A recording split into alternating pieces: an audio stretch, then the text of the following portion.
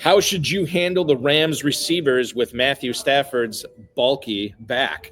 What is Brian Robinson going to do for the San Francisco 49ers? And who are the heavy hitters drafting at the Kentucky Fantasy Football State Championship live events here at Caesars Southern Indiana? We've got a great show for you tonight. Dominic Guzzetti, FFPC and KFFSC League Champ, is here. I'm Eric Balkman. Stick around. Your high-stakes fantasy football hour starts now. I can't stand the pressure. I've seen greater men than me, the lesser. Broadcast live and heard around the world, you are now watching the most entertaining hour of radio on the planet. Welcome to the High Stakes Fantasy Football Hour presented by myffpc.com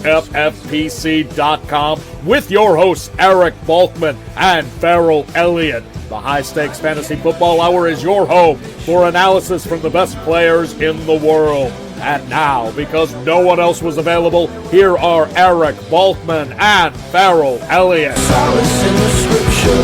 Are we not all our father's sons? I became a man. Nobody ever told me what a man was. What's up, everybody, and welcome in to the live events for the Kentucky Fantasy Football State Championship here at Caesars Southern Indiana. All the Balkaholics are here. All the Ferrelliacks are here, as well as all the, I don't know what I call your fans, Dominic. This is Dominic Guzzetti making his debut on the High Stakes Fantasy Football Hour, former FFPC League Champ, KFFSC League Champ. You connect with him on X at the Dom13, right? That's correct. Okay, perfect. What would your fans be called? Right off the cuff, probably the Zombie Apocalypse Survivors. Okay, that's a little bit wordy, but it's not bad. We can work on that for sure. So Dom is going to hang out here tonight. We're going to get you through everything you need to know for one of the biggest drafting weekends of the year. We're going to talk Terry McLaurin tonight. We're going to talk, who else are we talking about? Obviously Brian Robinson. Yeah, the big trade that went down today. If you want to connect with us on X, you can do so at hsffhour. I'm at Eric Balkman as well. And of course, check out the Kentucky Fantasy Football State Championship at kffsc.com, kffsc.com. The live stuff is all spoken for here, but there's plenty of online drafts going on. There's a slow 2-hour main event that I'm in right now with my good buddy Jim. We hope that fills because we want to get that done. And there's plenty of live online stuff going on pretty much every single night until the start of the season. That's at kffsc.com. Facebook.com/hsffhour is where you can find us. You can also email the show at highstakesfantasyfootball@gmail.com. If you have any questions for us, just post them in the chat. We'll try to get to all the X posts, all the Facebook posts, and all the emails coming up in the fantasy feedback segment later on in the show. I know what else we're going to do tonight. We're going to figure out this hype guy thing. We got to figure out who the hype guy is going to be for Vegas drafts and for Kentucky drafts. More so for Vegas because I think that there's still 2 weeks before we have real NFL football, and obviously player valuations are going to change here. And I think part of the reason is we don't have any football, so we just make up crazy stuff that we think is going on, Dominic. Right. And when that happens, ADP changes radically. Absolutely. Yeah. 100%. So let's no audio engineer and my best friend Bryce is commissioning drafts tonight, so I'll still shout him out. Our producer, mutual friend Rob, not here obviously as well since we're on location. So I want to kick things off tonight before we get to the hype guy by telling everybody to go to ffmastermind.com. ffmastermind.com is where to go for one of the longest running publications in fantasy football history. Mike Nazarick has been doing, he was on the show last week. He's been doing it for 30 plus years. Remember, with the code FFPC18, FFPC18, I'm going to post it right now here. So everybody knows what code to use. FFPC18. If you utilize that code at ffmastermind.com, you are going to get a significant discount. It brings the Super Bowl package down from $59.95 all the way down to $41.95. So make sure that you're taking advantage of that at ffmastermind.com, ffmastermind.com. Remember that code, FFPC18. This is some of the best stuff you're going to get. Mike Nazarick has seen it all. He's done it all. He's seen it all. How long have you been playing fantasy football, Dominic? 2007. So 2000. So you're looking at like 15 years, roughly, a little bit more. Yeah. And Nazarick's been doing this since like the Nixon administration, essentially. So there's nothing that he has not come across that he hasn't seen before. FFmastermind.com. Use that code FFPC18. Let's get into the show tonight, ladies and gentlemen. Big Gorilla drafts going on, FFPC main event drafts going on, the not Super Brackets full, the Terminator drafts, Dynasty, Empire Dynasty, all check it out at myffpc.com. Am I forgetting something? No, that's everything. That's everything we have going on. So myffpc.com is where to go. Remember to like this video, subscribe to the channel, comment on the video, share it with your friends, share it with your enemies, and get notified each and every time we go live. Let's get to know you, Dominic. I know you. We've hung out before. You visited me in Appleton, which was awesome. Tell the viewers what you're doing for a living when you're not crushing all these fantasy football leagues. Well, the solar industry has been the main one that I've been in for a very long time, over 15 years, and started out in California and ended up moving out to Vegas for it 12 years ago, and have been there since. Yeah. And now I've started up my own solar company, LLC, and that was back in January. And so we've been running that since then. So I'm now. This is what we have. This is what we have. Just people Just walking off by the cuff. saying Let's do hi. it. Absolutely, yeah. And how long did you say you've been in Vegas now? 12 years. 12 years. Okay. Yeah. And it gives you a lot of time to crush all these fantasy football leagues. Absolutely. Sure. Let's talk about Matthew Stafford. I feel like I've talked about this the last 3 weeks, maybe longer on the shows that I've been doing. Is it hurting your back talking about Yeah, this it much? does. I mean, I need to get in that hyperbaric chamber or that big RV or whatever that Sean McVay wheeled in for the Rams. So okay, we know he is practicing right now. The question to me is, what happens when he is facing non-preseason pass rushes, blitzes, and guys that aren't going to hold up when they get there? When he starts taking those first few hits, how is he going to do? And when he has to come back from playing 1 week, a full game, and he's got to do the same thing the following week, how is that going to affect him? Jimmy Garoppolo is currently the backup there right now. Puka Nacua, I did 2 drafts already in Louisville here today. Nacua was, I think, a first and a second round pick in both of them. And then Adams is, right in that third round area. Obviously, the KFFSC, the receivers go a little bit higher. What are your thoughts, or what's your level of confidence? Not necessarily with Stafford because he's replaceable. What's your level of confidence drafting Nacua, drafting Devontae Adams that high when you're, everything's on the line here? Yeah, I mean, to me, Nacua is still relatively safe. Like, I'm not Well, that's the other thing, how he plays the game. I mean, you got to worry about him getting hurt too. Yeah, I've seen the term QB proof with him a bunch. So I'm totally happy with him, in the second round. Like, I will wait a little bit. Like, I like Nico now a little bit more than him. Me too. Absolutely. I'm with you on that. Yeah, he's been raising, so, but not much more than that. So I'm totally fine with Puka in the second round. Okay, so Nacua you're down with, but I feel like you're leading me to say, like, Balky, I'm not cool with Adams. Yeah, I'm not shy with the lead on. I'm going to say with Adams. I mean, we have stats already with him, with Jimmy G already back in Las Vegas. Yeah. Something like, I think 6 games total they played fully with. And if I remember the stats, it was something like average of like 65 yards a game and 6 receptions. So really nothing to write home about. That was as the number one. Yeah, as receiver. number one. And, and they had to throw. Right, they did. Yeah, all the time. FantasyMojo.com. Anytime we cite ADP, it's always with Darren Armani's website, the godfather of the FFPC Pros vs. Joes Challenge, at Fantasy Mojo on X. If you are playing in the FFPC, highly recommend you subscribe to Fantasy Mojo and FFPC. Devontae Adams, wide receiver 18. Now, he's at the 405 in FFPC. This is Mike Evans, Marvin Harrison, Teteroa McMillan territory. You're telling me that you would rather draft – well, I'm not going to put words in your mouth. Mike Evans, Harrison, McMillan, these are guys you like better than Adams at that spot? I would, honestly. Teteroa, sorry, Mrs. McMillan. Don't call him that. I have, and I was going to bring this up in my later on the show, but Teteroa, absolutely. Marvin Harrison and Mike Evans, I'm still very confident with over him. It's kind of like that Terry McLaurin, DJ Moore territory when I start to really look at Adams. I feel better when I have maybe my 2 running backs and 2 wide receivers first before I start looking at him, because otherwise that dark cloud I just don't want to have in my high starting lineup players. Let's I don't want to turn this into a Rams discussion, but I will turn it into a receiver discussion. Terry McLaurin. I have had no idea what to do with him out here in my first 2 drafts. So I just froze, deer in the headlights, and I let somebody else draft him. Is that the right play? Terry McLaurin right now in FFPC Big Gorilla drafts over the last 2 days, McLaurin is wide receiver 24 at the 503. This is Sutton, DJ Moore, George Pickens, Calvin Ridley territory, right? Okay. So with McLaurin, I think they're going to get it worked out. That's not the question. The question that I'm asking myself, what happens when he comes in missing all this time? What does that do? You know, the big narrative this year was like, oh, we got to play these starters in the preseason because that's the history tells us that reduces the rate of injuries in September. McLaurin has not even practiced. So even if he reports, I don't know if you're getting a bargain on him right now because I don't know what version of McLaurin we're going to see. Yeah.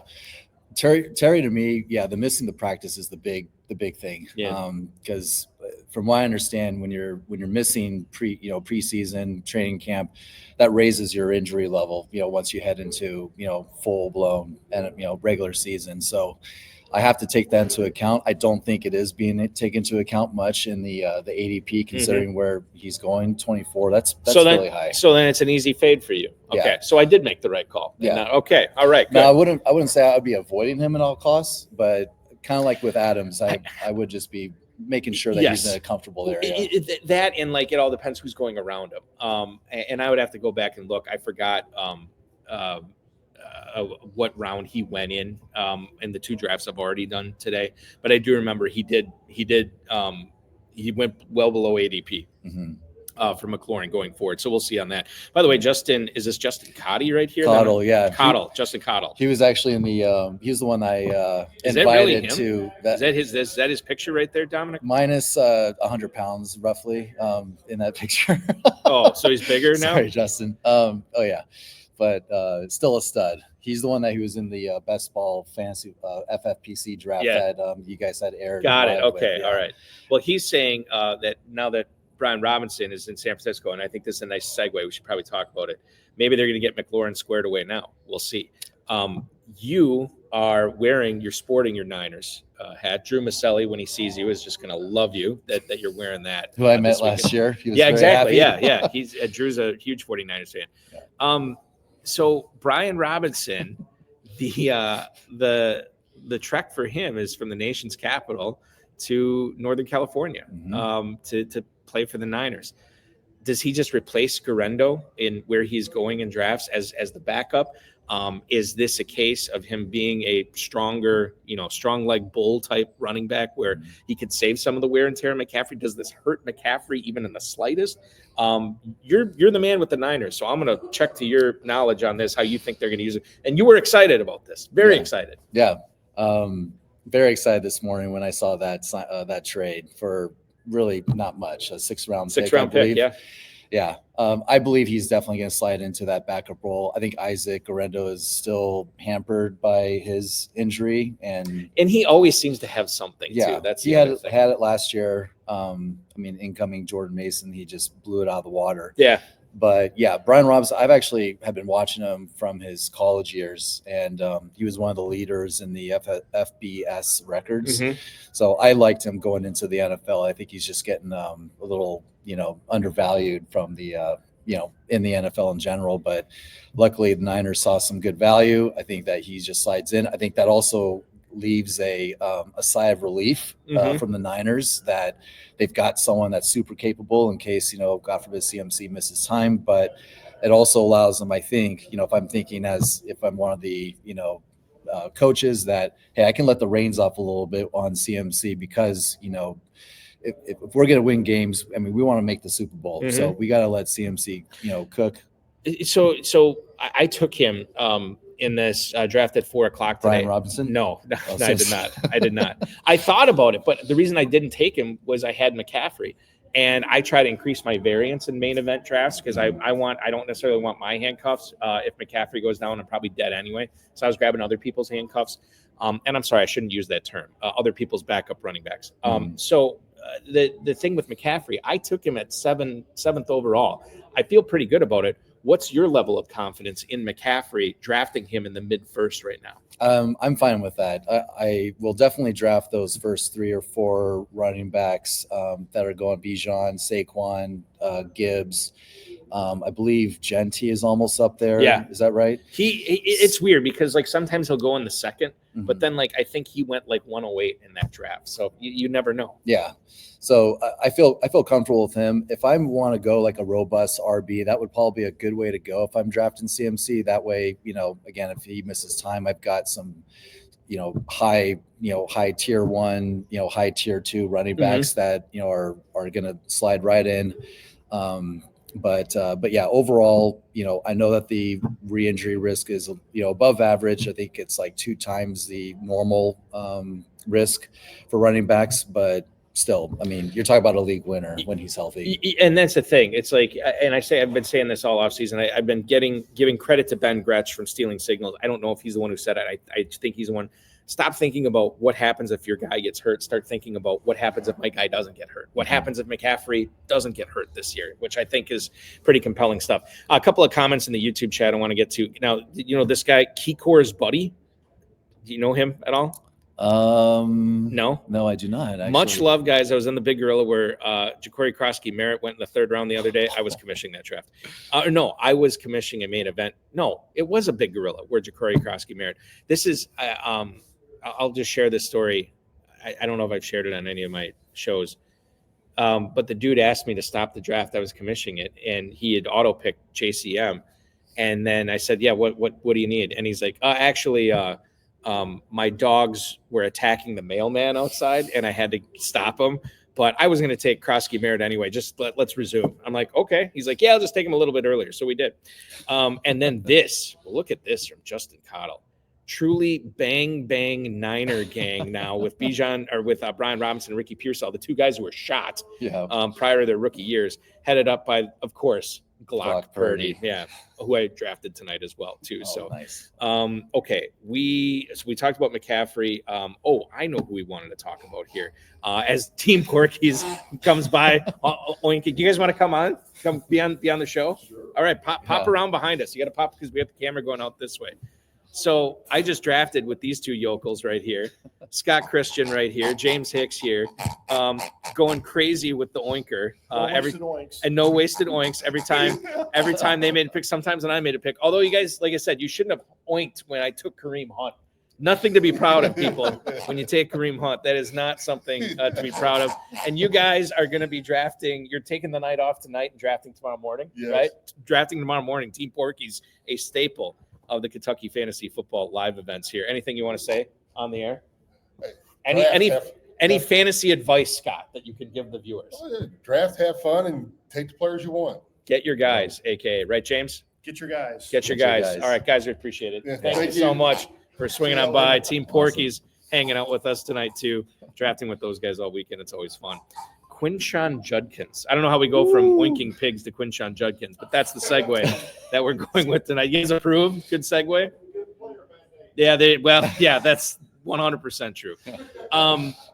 So he's another guy, Dominic, I don't have a good feel for in drafts. Cleveland's off. They're going to throw with Joe Flacco, right? And they got Judy and Njoku and Deontay Johnson, Isaiah Bond now as well. Tillman. I'm forgetting Cedric Tillman, yeah. Thank you, Jeff. Watch Jeff Jackeen, ladies and gentlemen, watching on his phone. There's probably going to be some feedback now because he got his phone too close to the stream. You never know.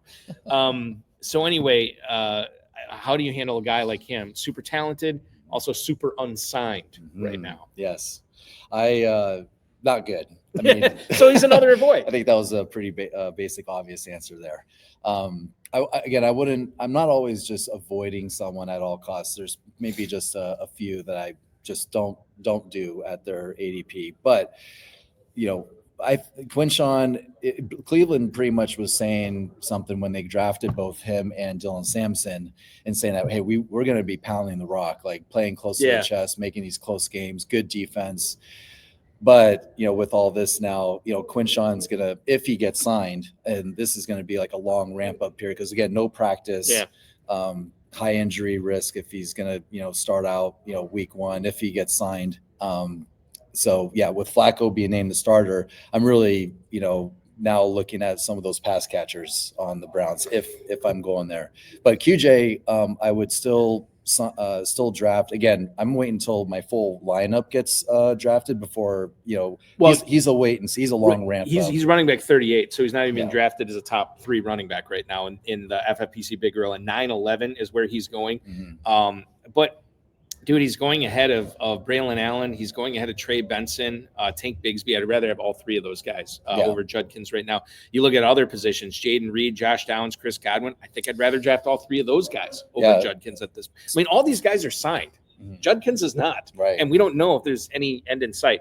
Mile High Luke also posting this as well. We really think Stefanski is going to go back to that offense that he seemed to hate running since Watson got there. I feel they turned back to leaning into their defense and the run game. Now, I partially agree with Mile High Luke here. I think that would be optimal. Everybody wants to play defense and everybody wants to run the ball. And then the shortcomings happen of, hey, our team's not very good. Mm-hmm. Hey, we're down by 14. We got to start throwing. And so like with Mike Tyson, everybody has a plan until you're punched in the mouth, right? And so I think it's fine if you want to do that, if you want to run, if you want to play defense. I just don't think they're going to be able to do that. And it sounds like you're of the same belief on that. 100%. I mean, a low projected point total, win total for them. Yep. So what is it, like 4.5, something like that? It's I don't not think good. they made it that low. Well, I don't know. I'd have 5.5. If seen if I had a producer, I could have him look that up for us tonight, but we don't. So you mentioned the pass catchers for Cleveland. Mm-hmm. Judy is a yes for you. And Njoku, yes or no? Yes. Okay. Yeah. Those 2 guys, outside of those 2 pass catchers, is there anybody else? Tillman. Tillman. I've been liking Tillman where he goes. I mean, the 4 games. He was really good towards the end of last season. Tom Smith hanging out with us. We got Fozzie Dog back here as well for the Kentucky Fantasy Football State Championship main event, live events right now. Always, and Tom is in like every single one of my drafts this weekend. He just drafted next to me at that 4:00 draft and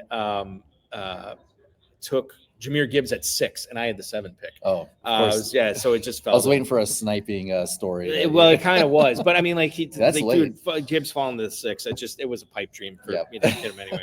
Stephon Diggs, have not drafted him yet. Initially looked really good coming off the ACL tear, where Mike Vrabel said he doesn't have any restrictions at all. He's going to be crushing it, and then. There's some less than flattering video that's out there right now where he doesn't maybe look as spry as he did initially. Mm-hmm. And I wonder if that's the wear and tear of, this isn't day 2 of training camp. This is week 2. This is, or week 3, week 4 of training camp.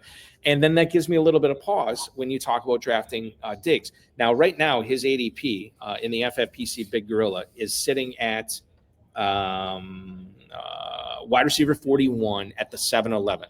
Debo Samuel, Matthew Golden, Jordan Addison territory right there. Would like those guys more. Okay, so is that a commentary like you're a little bit worried about this knee issue for Diggs? I am, and it's also a combination of I was a receiver in high school, and that connection that you have to have with the quarterback is just it can't be understated. Mm-hmm. Like you're talking about also, and that's in high school. Like think about what it has to be in the NFL too. For sure, like, it's got magnified. Yeah.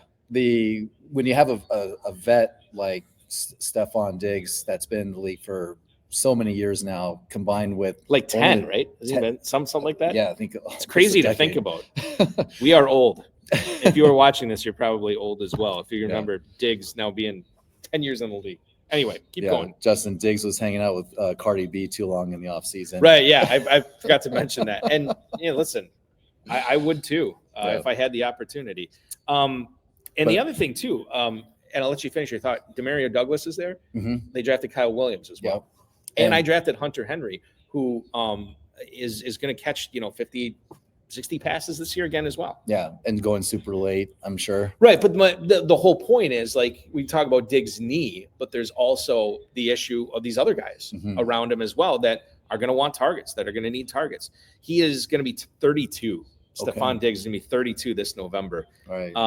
And he was drafted in 2015. So this is his 11th year. Yeah. So there you go. Right. Okay.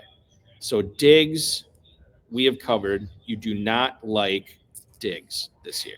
Yeah, again, not a total avoid, but again, like I've got my full lineup already drafted. I've got maybe my first or second bench spot. I've seen that with the injury that he won't come. See, I look at when they're going to go to pre-injury form, and so a lot of the doctors on Twitter that I just follow, do project. Hold on, are they real Twitter? Are they doctors on Twitter, or are they Twitter doctors? Because there's a difference. I know plenty of Twitter doctors out there that I would not trust anything regarding them with. But if they are real doctors that just happen to be this one in particular is definitely legit. Okay, all right. Week 5 is when they're looking at above 90% pre-injury form. So okay, I'm gonna go into it with that. He's if I draft him again, I like those guys above him, but he's on my bench until then. But you're gonna see that pretty early on if you week 1 when he starts playing. The Bears offense we have not talked about. I was actually asking the Dizzle about this because I don't know how to feel about it yet. They looked awesome against the Bills backups.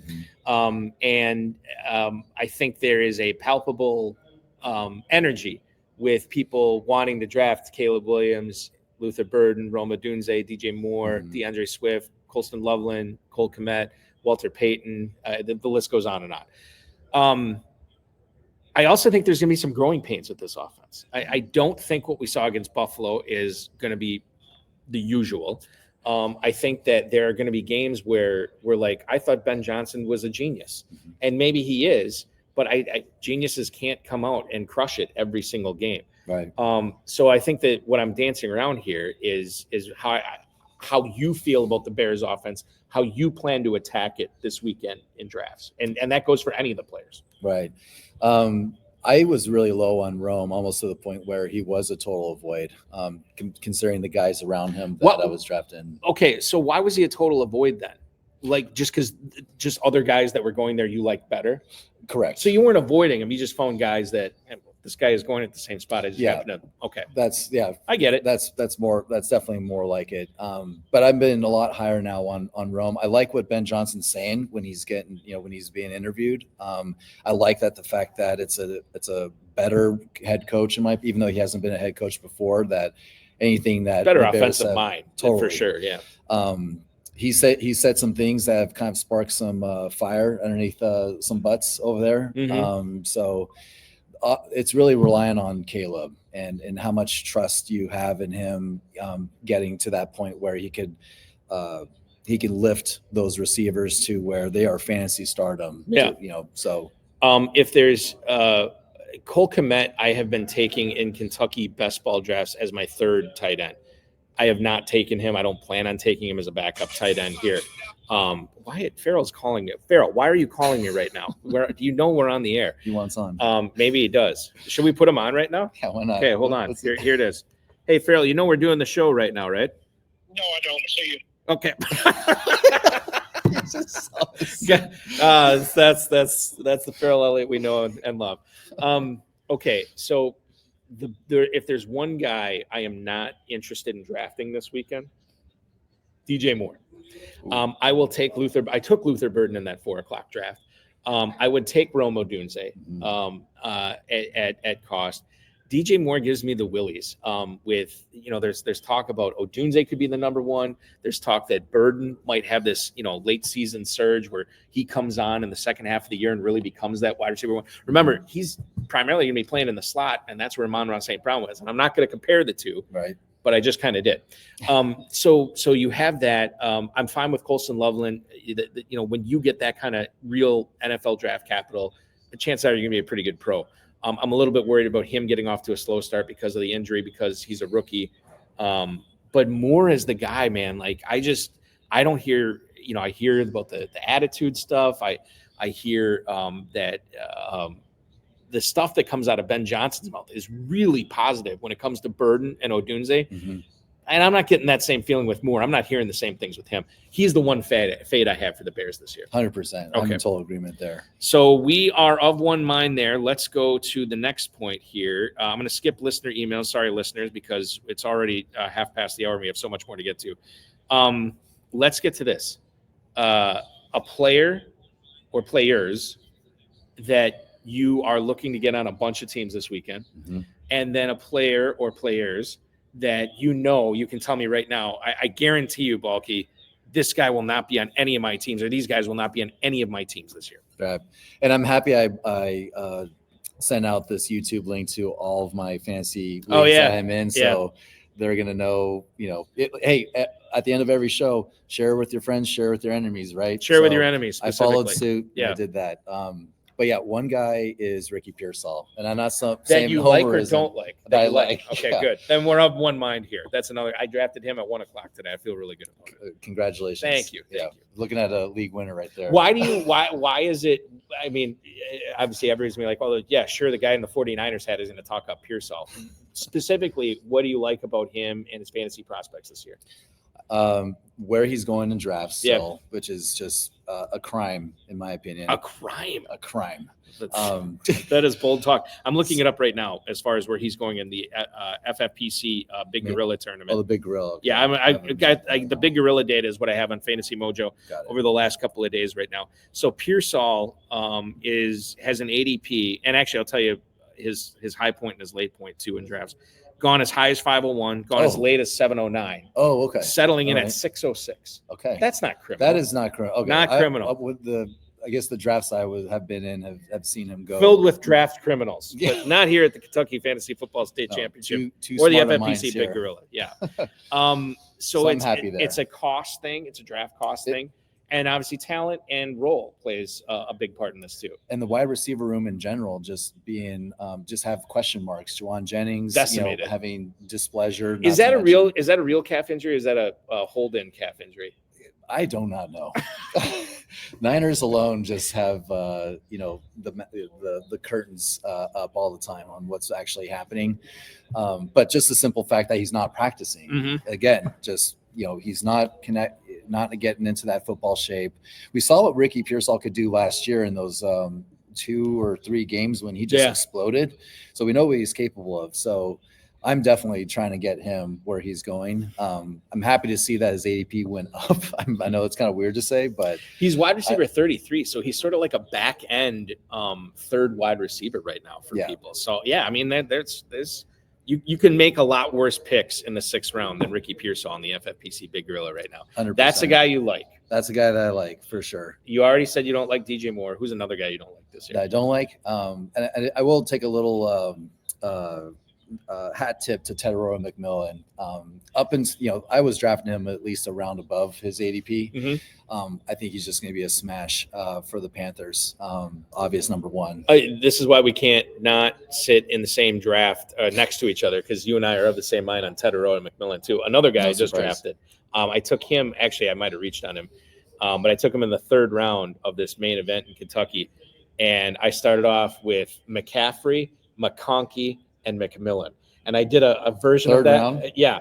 I did a version of that last year in the KFFSC, one of the KFFSC auctions, and I won the whole thing, where I took all these Mick M guys or whatever, the MC guys, and it ended up working out. Now, not all of them were great, but I ended up winning the league, and hopefully I can do it here. I just think his target share, target volume is going to be out of control. I think that whole NFC South is just going to be chock full of a lot of not blowouts, shootouts. And you look at even the good teams, like Tampa's back 7 is not great.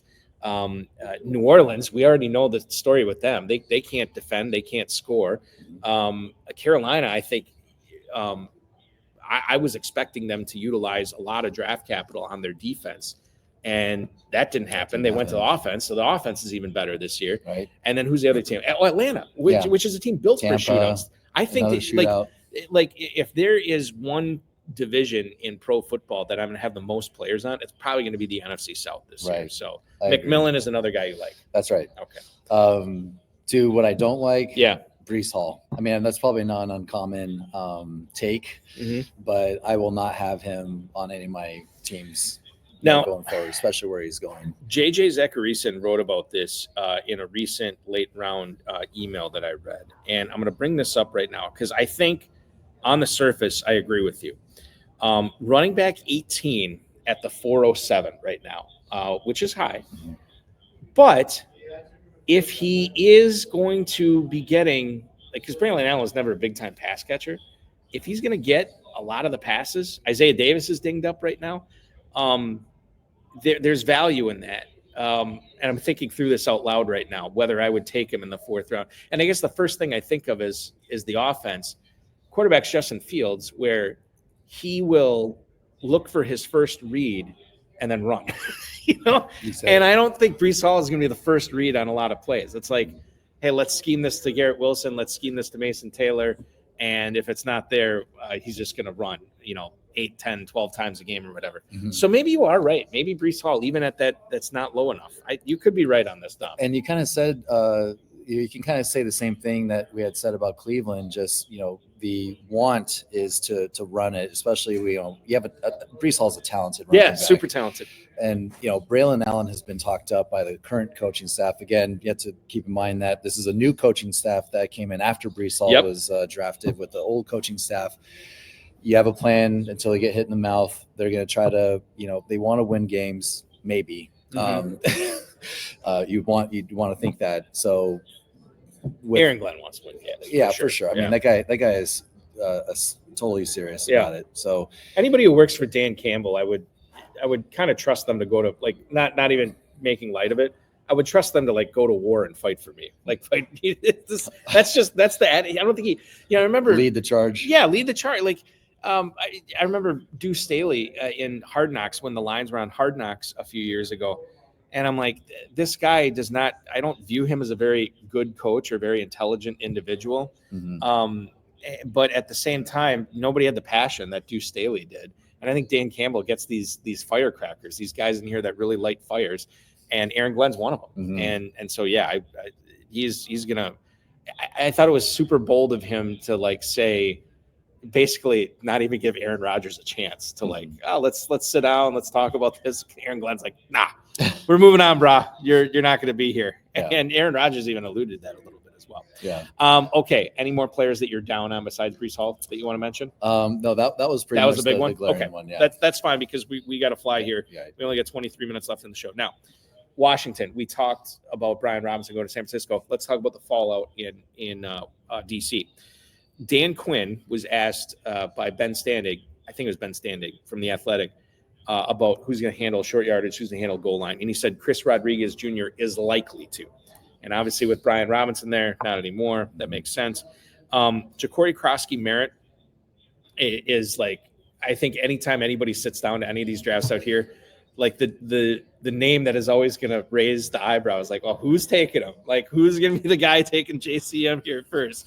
And then there's still Austin Eckler there with, he's, our ages combined is still half the age of Austin Eckler. Mm-hmm. But he still catches passes. Right. And we have to respect that. And we have to understand that is a really good offense with Jaden Daniels at quarterback. So there's a lot of moving parts here. I drafted Eckler once today. I have not taken Krosky-Merritt. I don't know if I'm a believer in him yet. And Rodriguez to me is just, it's going to take multiple injuries for me to want to start him on any given week, even with the goal line capabilities. Right. I'll let you talk about it, man. I don't know how you feel about this Commander's backfield now. The backfield, I'm the same way. Eckler is an awesome pass catcher. And that's evident. As far as the goal line work, though, I mean, yes, I mean, he can still run it in. They create schemes to be able to do that. But goal line, it kind of makes me like Zach Ertz, to be honest with you. Oh, yeah. They paid him, right? Just over the offseason. So they obviously still have some confidence. And we haven't heard, like, have you heard a lot of positive talk about Ben Sinnott? I haven't. Or Ben Sinnott. Ben Sinnott, sorry. It's whatever you want it to be. Yeah, exactly. Yeah. Ben Sinnott's probably he hasn't come out and corrected anyone. Just call me whatever you want. I just want to get in the game. And I got stinking Zach Ertz in front of me right now. I'm with you on Ertz. I hadn't thought about that aspect of it, but you're probably right. That's because they're not going to. I know Jaden Daniels put on some weight, but I don't think it's enough where you're like, hey, let's get him, running not tush pushes, but quarterback sneaks and stuff like that. So right, that's interesting. And you're running a little bit of a risk with you are the Commanders. Just the Krosky-Merritt aspect of this, because we have to get this out into the ether. Running back 32 at the 807. Now that's big gorilla drafts. So tight end premium. Roughly the same, maybe a little bit higher here. Maybe not. Maybe right around the same time. So who's going around him? All right. So that's an excellent question, and I'm going to load that up right now to tell you, because I think what it comes down to, Dom and I can talk about all these players till we're blue in the face about how good we think they're going to be with the fantasy production and everything. But what really matters is who else you can take. What's the opportunity cost if you take this guy or don't take this guy here? So Krosky-Mare, what I say, 807? Yeah. That is Charbonnet, Jalen Warren, Travis Etienne, and J.K. Dobbins. I'm going to tell you this right now. That's 4 players, right? Yeah, 4 players. And I definitely like 3 of them for sure better than Krosky-Mare. Okay. Maybe that's wrong, though. I don't know. Let me guess. Yeah, guess the 3 that I like better. Charbonnet. Yeah. ETN. No, that's the one. I Yeah, don't yeah, have. Okay. yeah. So JK and then Dobbins and Jalen Warren. Jalen Warren. Okay. Who was awful in the last preseason game, but I'm still believing in him this year. Yeah. You can't be over what's it called? You can't overreact to the right. preseason. Yeah. I will tell you this. I'm doing 14 drafts this weekend. I guarantee you I'm going to get sick of drafting Jalen Warren. I'm going to get sick of drafting J.K. Dobbins. I'm going to get sick of drafting who was the other guy I mentioned besides? It was Dobbins, Warren. ETN, I'm fine. And then the other guy, whoever it was. I'm already sick of drafting him. I can't remember his name. Charbonnet. Yeah. And there's me one draft, and I'm like, you know what? This is my Krosky-Mare draft. And I'll probably only draft him once. Yeah. But I always there's always these FOMO picks, right? You don't want to, what happens if Krosky-Mare ends up rushing for 1,100 yards this year and 8 touchdowns, catches 40 balls? I mean, there's a universe that exists where that could happen, right? So my best advice is if you are drafting 1 or 2 leagues, I totally get it that you're staying away from it. If you're drafting like a dozen, probably get a share. Shot. Yeah, take a shot. You never know. Right. And it's not like he's a blatant lineup, a starter in your lineup going in that. No, and okay, if you don't like Austin Eckler because he's old and brittle, shouldn't you like Krosky-Mare? Absolutely. It would make perfect sense. If you don't, Chris Rodriguez, how many chances has he had to be good, and he hasn't been? Shouldn't you like Krosky-Mare? I mean, this trade. I'm talking myself into this now. I'm going to draft him in more than one spot now. This trade didn't happen because of their confidence in Chris Rodriguez. Right. Yeah, exactly. Yeah. Maybe it hampered their confidence in Zach Ertz. What is this from Justin Cottle? Dom's ears perked up at J.K. Dobbins. Are you a Dobbins guy? So I've been in a long time. He's the guy who runs the 20-person auction draft. Oh, right. I always chat about. Yeah. And which, by the way, those guys are top tier drafters to boot. They could. You have to be in a 20-team auction league. Jesus. So shout out to the auction league sickos. Yeah. So I've always talked up JK, Doak Award winner. When he's healthy, just been a total smash. Nick Chubb so Justin can't get enough of me talking about. And the other thing with Dobbins is and this is another guy that I have not been drafting a lot, and I should. No matter what injury befalls him, he somehow comes back. He should have been out of the league 3 season-ending injuries ago, and yet here he is potentially starting for the Denver Broncos. Shift to our focus to the Dallas backfield. Jaden Blue returned to practice earlier this week. Good. He was out because of an ankle injury. And now he's in line for passing down work in Dallas. Miles Sanders, Javonte Williams have reportedly stayed ahead of him, although Jaden Blue has gotten some first-team work as well. How do you handle a guy like Jaden Blue in Dallas? Is this a guy? I think the easy answer could be to hell with it. I'm not touching any Cowboys running backs, but there also could be some value there. If there is value in Dallas, Don, I don't think it's going to be with Javonte Williams or Miles Sanders. And maybe this is just me being excited about the shiny new toy in Jaden Blue, but that's the guy I'm excited about here. Yeah. Just Dallas in general. They kind of remind me of, a little bit of the Bengals, just, below average defense, going to have to be thrown a lot, a good quarterback that has been prolific when he's been healthy and Dak Prescott. And now has George Pickens. Yeah. So this wide receiver tandem. I feel like when he had CeeDee Lamb and Amari Cooper, he was absolutely crushing. Absolutely. And now he's got Lamb and Pickens and Jake Ferguson they just inked too. I mean, say what you will about Ferguson, but that dude, he doesn't really screw up. he might catch it and fall down, but he's going to catch a lot of balls. Yeah, but I do like Blue. Jaden Blue, Cam Scadaboo, Quinshon Judkins, Braylon Allen, Joe Mixon, that territory. Where do you stand on Blue versus those guys? Well, and I know I didn't know it. Mixon fell all the way. Oh, yeah. down Mixon there. right now, 908 as running back 35 in the FFPC Big Gorilla over the last 2 days. That's courtesy of fantasymojo.com. Yeah.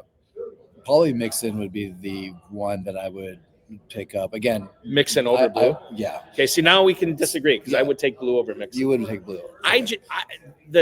John McClain was talking about this, who covers the Texans, and he said that he was asked about what's the status of Mixon, and he said Joe Mixon doesn't know, and the Texans have no idea. That's ninth round, man. Give me a guy that is playing, practicing, did not hurt his foot or ankle in some sort of nebulous injury in the offseason. I will probably, if you were to ask me what's one player you're sure you won't have, Mixon would probably be the closest player I could think of. I don't think I'm going to draft him at all this weekend. But I get it. You still look at the upside there. I just look because if he does come back week 2 or week 3, boom. Exactly. He was able to do what he did last year with relatively the same type of, below average offensive line. I mean, you could argue that it even got worse over the offseason. I think it did. You could also kind of give some credit to CJ Stroud. He regressed pretty badly, and I think he's going to go back now to more of a positive regression. So the ball's going to be moved just fine, offensively. And I mean, Mixon is a great running back when he's healthy. So again, I've already got my, typically I've got my lineup set, the guys I drafted. By the time that comes around, he'll be, someone that doesn't hurt me much if I have to drop him in case, right. A Jaden Blue starts to pop up, and maybe someone or a Cam Scadaboo. I love that guy. Well, Scadaboo he hurt his hamstring, and I think it was a recurring or a re-aggravation of something. And he came back to practice this week. He is comfortably behind Tyrone Tracy right now on the pecking chart. According to Jordan Renan, who covers the Giants for ESPN, Renan said that Tracy I'm reading a quote here, would 100% function as the lead back for the Giants in 2025, and Scadaboo is the complement. And yet these guys aren't. I saw Tracy go in the 4th round of one draft out here earlier today. Fourth, yeah, for Tracy. But normally, I mean, if you look at where these guys go, Scadaboo versus Tracy right now, again, big gorilla over the last 2 days of drafts. And I know I keep saying that, but it's because one of my laptops died, and I am using my phone to check ADP data right now. This is the wonders of doing a live remote. It's fantastic. We love it. So right now, Tyrone Tracy versus Cam Scadaboo. Tracy running back 27. Okay. Scadaboo running back 36. And you're looking at the 7-10 and 9-11. So 2 rounds later is where Scadaboo's going behind Tracy. And I think that's right. I was Team Scadaboo earlier. I drafted him in a bunch of KFFSC best ball leagues. And now I'm just kind of like, ooh, God, I think I'd rather have Tracy if I'm drafting the remainder of the season. He knows the remainder of drafting season. Knows the system. Yep. Seems like the fumbling's under control, but we won't really know until the real bullets are flying out there. Right. So you love Scadaboo, but do you still love Scadaboo? I love him as a player. But as far love as fantasy, when you're looking in the 9th round, if I had to choose, if I'm choosing between a 7th round Tracy and a 9th round Scadaboo, I mean, I would definitely lean to Tracy. 7th round Tracy. Okay. Yeah, all right. Sure. Perfect. All right. What do we want to get to next here? We talked about Scadaboo. Worried about Malik Neighbors at all? We did not talk about Malik Neighbors. He's got 3 separate injuries he's been battling in the preseason. I feel like he's the guy in the Operation old school game where if you just tap the wrong thing, it lights up. The wishbone. He needs to have his wishbone removed. Right. I can't remember what else. The bread basket. Yeah. He's got. I don't know how we've devolved into this. Back, shoulder, toe. Yeah. Those are and apparently he's just fine. The Giants. He's fine, just fine. Will they shrink wrap him? Well, they're managing him right now, and I think the thing to keep in mind is, and I took my first pick of live draft weekend here in Caesars. My first pick was Malik Neighbors, 108. I drafted him with confidence. So obviously, I still believe in him. I guess I'm not worried per se, but I think that this could change. I don't think it will change, So I think I'm okay with him in the mid first. Would you take him 108, 109, that area? So if late first round is a little of a reach for me, You'd be more likely to take him in the comeback of the second. Yeah. Okay. All right. Because here's the thing: is the first round is definitely going to almost dictate what I'm going to do in the second round. And if I'm if I'm drafting Malik Neighbors, I'd like to know that I have something to supplement him with. Another wide receiver that is just high in that tier, right? In case he misses time, and because I feel like the whole Giants offense just relies directly on him. That dark cloud with your first round pick. I mean, again, I want to make sure I've got some really high tier receivers. I probably just go almost, I don't want to say zero running back in that regard, but just like with Puka, I do want to have someone that can step right in as the number one on my team if Malik goes down. But he's been managing the toe for all this time, right? And this dates back to college. The toe, not the back, not the shoulder. Right. So I just he's he's a PPR guy, and I think he's a baller too. Yeah. Like I think he's like screw this, I'm going to play through anything. Like he's got that Amon-Ra St. Brown attitude. Yeah, the chip on his shoulder. Who I would probably take over him. It's a toss-up. I would rather have Neighbors than St. Brown. You would. I would rather take Neighbors. I'm worried about that new offense in Detroit, and I feel like if you listen, and I can't. Who's the new John Morton? The new OC. Some good stuff. He just talks about Laporta and he talks about Jamison Williams. Like it's like you got to twist this guy's arm for him to say anything about Amon-Ra St. Brown. Which I mean, I have drafted St. Brown at the end of the first. But I don't know, man. That might be a guy I don't go for this weekend. Yeah. We have to get how much time do we have left? Okay, 9 minutes, and then we got 2 live leagues starting here: the Hall of Fame League, and I can't remember the league that's going on right over there. But they don't want to hear us yapping while they're trying to bid for draft spots, so we have to. Dan Flamholtz. Yeah, I talked to him a couple of times already today. So many people I've seen. Jake Valake, one of the 26ers. He was at the airport at the same time as me, and he's like, "Well, I wish I would have known. We could have shared an Uber." And I'm like, "Dude, like, how would we know? Like, we're not going to share flight plans." And it's so kind of him because he's such a nice guy. But anyway, and he had a good draft at that 4:00 draft too that I was in with him. Nice. The hype guy is something that's evolved on this show. It's the last segment we do of the last show we do before the NFL season starts. It started off as the Ascendant because there was always this guy in Las Vegas at the FFPC drafts that would move up from like the 5th round. People were taking him in the 3rd. He was going in the 4th round, then people take him in the 2nd because they're so locked in on the upside and the hidden or the mystery box type thing. And usually it's a rookie. That has not necessarily happened as much over the past few years, so we changed it from the Ascendant. We just call it the hype guy. Mm-hmm. So who is the guy that's going to be hyped up most in KFFSC drafts and, of course, FFPC drafts coming up in Las Vegas at Paris Hotel and Casino? Contact Greg Sidoris if you still need a room there because he can hook you up. Not for free, but he can get your room. So I made a list. And I don't know how you feel about these guys, but I narrowed it down to 6 guys. And what's interesting is Kevin Williamson, who's not going to be here this week, the Bourbon City Baller, he is going to be in Chicago, so he's going to miss it this year. But he is like, if there's an expert on the hype guy, like this guy is as dialed in as it gets. And so he texted me his candidates, and a lot of more candidates that I had. So the ones I have here, obviously Ja'Cory Krosky-Merritt. Bill Krosky. Goes without saying.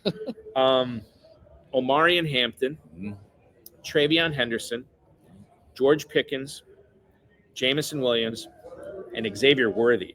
Kind of an interesting one there. Yeah, that's a topic. Kevin, and I'm going to read the text that he sent me. He said Tetaroa McMillan, Emeka Egbuka, Travion Henderson, Omarion Hampton, Ja'Cory Krosky-Merritt. And he said, and this is something from Kevin Williamson, if Ja'Cory Krosky-Merritt does something tomorrow, they play at noon. Okay. The Commanders do. Look out. Fantasy Mojo 704 for his ADP recently. I think we had him at 807 over the last 2 days in the Big Gorilla. So maybe 704 in main event. I don't know what Kevin was looking at. So there's a lot of guys on here, and I'm going to incorporate Kevin's here. Let's go through his. Number 5, he has Tet McMillan. Tetaroa, excuse me. Maybe he is because you were surprised that I took him in the mid-third. So there is some potential there. I love him. Like I said, I was. But what taking about him- everybody else? What do you think people are are they gonna go gaga over this guy? No, I don't. There was one play where Andy Dalton's arm got hit on a bomb to McMillan, and it would have been a huge 55-yard touchdown. But his arm got hit by a pass rusher, and it was incomplete. Mhm. If that was complete, dude, we're talking about McMillan to the moon. Yeah, T-Mac exactly. to the moon. Yeah. Okay. Emeka Mika Egbuka. Buka. That's my name. That was the first name before you started naming off your list. Now, the That only was the thing that one. could throw cold water on that is Chris Godwin, we found out, is not going to be on PUP or IR to start the season. Like, they're going to keep him on the active roster. Hopefully he's back by week 4. What version of Chris Godwin we get, I don't know. Yeah. I think it's almost a play as like they just don't want to force themselves to have to keep him out for 4 games when maybe, they want to give themselves the chance to be able to play, Yeah. before then. However, I am not confident that he's going to be anywhere near pre-injury form, which is what I want. Right. When Because if you're drafting Egbuka, you don't want, because if they're both successful, that's just smaller pieces of the pie. And what's been talked about Egbuka lately in camp, that he's just been not even lately, outstanding. all camp. Yeah. It's all like camp. you can't read anything negative or even mediocre or average or neutral about this guy. He was a close contestant to be one that when you asked me about who's definitely going to be on my roster, he was a close one that I wanted to bring up. Travion Henderson, I put on this list. I'm going to lump him in with Omari and Hampton. Do you think these guys, based on what Travion Henderson did in the preseason, you think they've already ascended? You think the hype is already there? How much more hype can there? 100%. So Yeah. we kind of have to eliminate Hampton and Henderson because, listen, I don't know how much. I think more they're going crazy. almost, close to their ceiling, if I may. It could be. wanna That could be. Say. That So, could be. Yeah, because but, Ramondre hey. Stevenson's still there. Yeah, exactly. Okay. And Ja'Cory Krosky-Merritt. Yeah. He's going to be hyped up, but hyped up to the level of like, I take that. I mean, 3rd round in Big Gorilla, 4th round in Big Gorilla. I mean, Maybe there is something there, ladies and you're gentlemen. putting your chips all on that, all on him. When you're Okay. drafting him So high, we won't. We will eliminate McMillan, Henderson, and Hampton. We will not eliminate Egbuka or Krosky-Merritt. right. And then here's the non-rookies: George Pickens, Jamison Williams, Xavier Worthy. Pickens, I think, because he's in a real passing offense with a real quarterback. Right. Jamison Williams, we've heard all offseason about Whiskey Bill, John Morton talking him up, the new offense for Detroit. I say new, it's newish. It's not like brand new. Right. But that might feature him more. And then Xavier Worthy, if this is a Rasheed Rice suspension of like 6 games or more, that's just significant. And this could be huge for Worthy. In fact, there are smart people, not like me, that will tell you that they're shocked that Worthy's ADP has not gone higher than it has been with this Rice stuff going on. So is there anybody off the top, Pickens, Williams, or Worthy, or maybe we can lump them all together?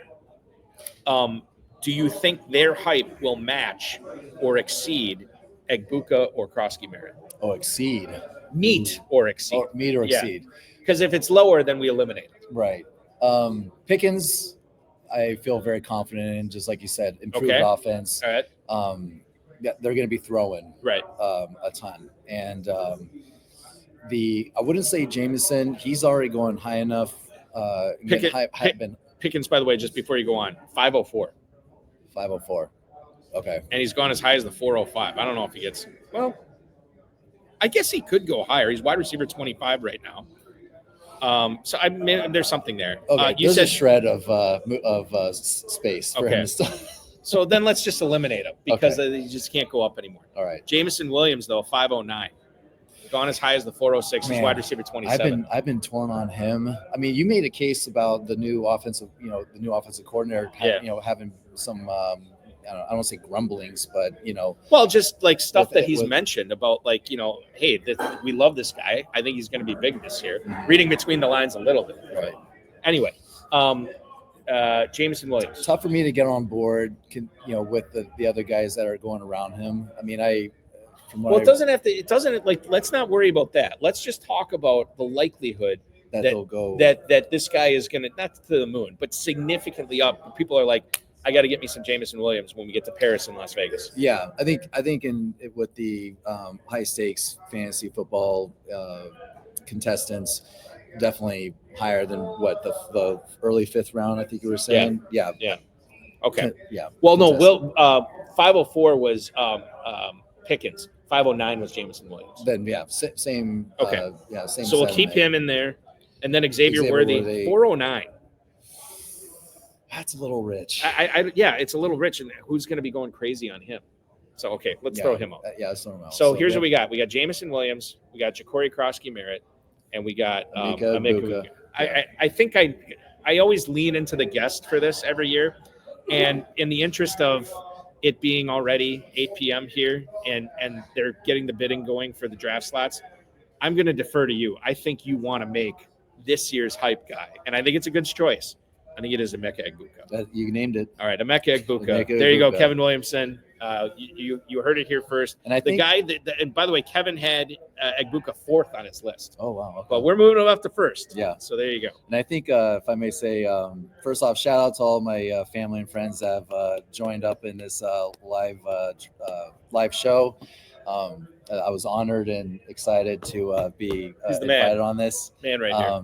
So shout out to all the leagues I'm in, my OG SC and my family. And then I think Justin had mentioned way early. Steven Urgalis is gonna bring up the Trevion Henderson thing. He's been saying, he's like, oh, Balky sold me on him. Like yeah, I mean I guess, but I think Steven's been drafting him a lot more than I've been drafting. So I'll take that for what it's worth. And I couldn't see too clearly what Justin said. Like you asked me like who are my followers? Where are they called? Oh yeah, we're gonna go back to that. I'm gonna find that comment right now. He had something. We're gonna get to it. Maybe it's show appropriate. This guy. Pushes the envelope. This is the last. No, I went past it. This is the last show before the start of the NFL season. We could do whatever we want on this one. Nobody's gonna care. Here it is. Justin Cottle, Dom fan club name. So we got the Balkaholics, we got the Ferrelliacs, Dom Basses. Basses. That makes it seem like you're stupid, Yeah. which you're not, clearly. I like the creativity, Justin. Yeah. Childish Dombinos, that is not bad. I might just shorten it up to Dombinos. Yeah. Like, Right. Dombinos might be pretty good. The great Dombinos. With your Italian/Portuguese heritage. Yeah, as I've lately found The out. Dombies, yeah, that's okay. Dominated dominatrixes and J.K. Dombins. That's not bad, J.K. Dombins. I think the Dombinos. I think that Let's fits go you with well. that. Yeah. So All that'll be your club. Anything else you want to say before we sign off today? Again, thank you so much for this. I'm so excited. Friday night in Kentucky. Subscribe to FFPC YouTube. Yeah. It's the one. It's the best. It's the premier for fantasy. KFFSC. You can still draft in it with the online drafts. So if you're interested at all in putting your foot into the high stakes world, we always say it's like it's not a big step. Like you are proof positive that like stepping up from, granted you're playing in 20 team auction leagues, which is a little crazy, right? But like the step to playing KFFSC, FFPC. I mean, I have to say I'm proof that my first year into FFPC league winner, league champ, and that's first year in KFFC last year was one too. So dreams really do come true with the Fantasy Football Players Championship. Okay, so let's wrap things up tonight. Number one, I want to thank you, Dom, for coming on. This is so much fun. Remember to follow Dom and connect with him on X at TheDom13, TheDom13. I want to thank Rob and Bryce, even though they had nothing to do with tonight's show. I want to thank the FFPC and Ferrell Elliott for his brief appearance on the show tonight. Yeah. We had Team Porky's on. We had who else? Fozzie Dog who popped on with Tom Smith, Finn's fan. Good to see those guys on as well. So here's what I'm going to tell you. We will be off for now 3 weeks. We will take the next 2 weeks off. One, because we got the draft-a-thon for Big Gorilla next weekend. And then we have live events the weekend after that in Las Vegas. So we will come back in 3 weeks on September 12th with a guy I just drafted against. 20-time FFPC winner Ray Segern is going to be coming on the September 12th episode. In case you missed the Better Sports Network's Insider Access show last night, Dave Ventresca from Rotoballer was on with me. That was a lot of fun. And we will be back for the Season 4 premiere of that show this coming Thursday. Tyler Bucher from Fantasy Guru will join me for 2 full hours. Big Gorilla Tournament, FFPC Main Event, FFPC Best Ball Tournament, FFPC Superflex Best Ball Tournament, Dynasty and Empire Leagues, all available at myffpc.com. Sign up right now. They are pacing ahead of schedule. So as Farrell always says, don't be a wish I had. And hopefully we'll see you in Kentucky next year. Last thing I'll mention too, I mentioned at the top of the show, if you want some really, really good analysis from a guy who's seen it all, ffmastermind.com is where to go. ffmastermind.com. Michael Nanzerick, who was on this show last week, he's giving you a sweet deal right now. When you sign up for that Super Bowl package, he's knocking $18 off the price of it, from $59.95 down to $41.95 when you use the code FFPC18. That is FFPC18 at Fantasy Football FFmastermind.com. I'm going to put both of them in here right now so you can see this. Mike is a tremendous, not only content provider, but this dude won the Sports Illustrated Expert League 4 times in a row. And then they disbanded it because they got sick of Nazareth winning it every year. He knows what he's talking about. He's won at least a dozen plus leagues in the FFPC. It's not like he's a big volume guy where he's playing dozens and hundreds of leagues, but I'll tell you, his hit rate is pretty damn good in the FFPC. So check him out, ffmastermind.com, and then use that code FFPC18. It's on the screen right now, FFPC18. That is going to do it, my friend. You ready to do some drafting? I can't wait. It's going to be fun. I got an auction here starting in a little bit. The room is starting to fill up. The room is going to be Crazy Town Banana Pants all weekend. Hopefully you can make it to Caesars Southern Indiana next year and draft with Dominic, with me next year. For Dominic Guzzetti, for everybody else who was a big part of the show tonight and going forward the last few weeks, this has been the High Stakes Fantasy Football Hour exclusively on the FFPC YouTube channel, or wherever else you're listening to it or viewing it, what have you. And we will sign off right now, ladies and gentlemen. Thanks so much for watching. We will talk with you again in 3 weeks. Your weekend officially starts now.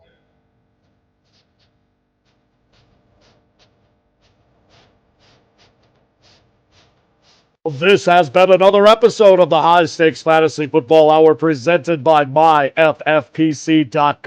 It was broadcast live and was watched around the world. Balky and Farrell will be back next week with more analysis, more interviews, and more advice from guests much smarter than they are. Thanks for watching, and we'll talk with you again next week.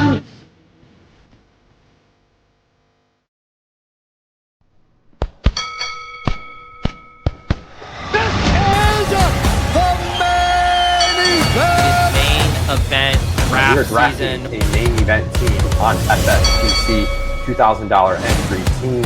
Grand prize of $1 million. I'm looking for that $1 million top prize. Main event season is in full swing.